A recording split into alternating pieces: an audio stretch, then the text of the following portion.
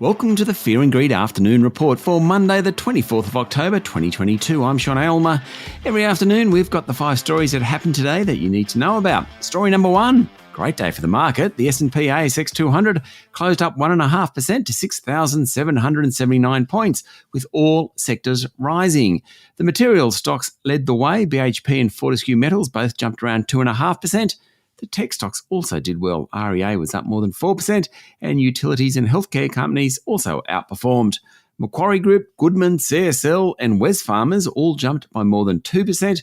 Gold Digger Newcrest Mining was up 3%, and building materials company James Hardie Industries rose 4%. That's what I'd call a widespread rally. Battery maker Novonix was up 33% today. That means it's up 65% over the past week. Now, last Monday, the US Department of Energy said it was negotiating with Novonix over a $240 million grant. That certainly got investors excited. Now it has surged. Coal miner New Hope fell nearly 5% after going ex-dividend today. It was the worst of the top 200. Story number 2, floods in New South Wales are still causing major concerns, though the northeast of the state, which has been battered over the past 18 months, looks to be through the worst of it this time anyway.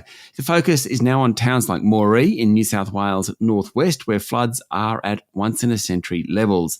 Premier Dominic Perrottet said 43 local government areas are subject to natural disaster declaration. The Bureau of Meteorology also issued new flood warnings for large parts of Victoria, with more wet weather on the way, and there's also been flooding in South Australia's mid-north and Riverland area. Story number 3.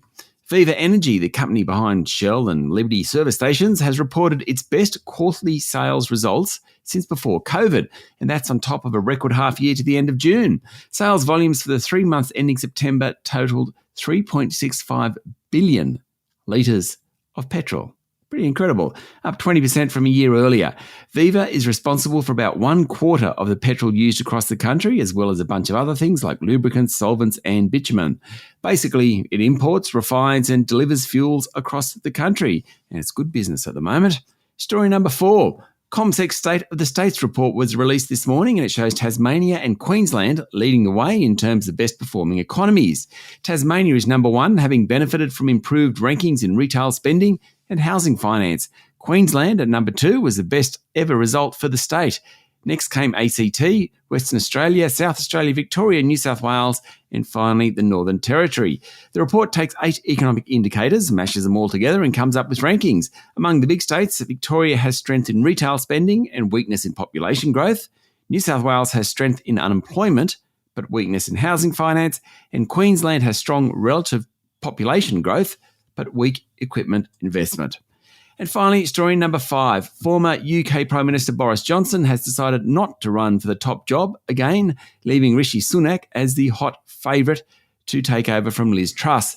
Mr Johnson only left office 6 weeks ago after a series of scandals, and this morning he said it simply wouldn't be the right thing to do. It seems more likely that he didn't have the numbers to win. Mr Sunak, who was defeated by outgoing Prime Minister Liz Truss last time around, formally declared his candidacy yesterday. He's well liked within the Tory party, but less so by the general public. The only other declared candidate, Penny Mordaunt, needs 100 nominations by members of Parliament by early tomorrow morning, Australian time, which doesn't look likely. That means Mr Sunak would take the top job unopposed.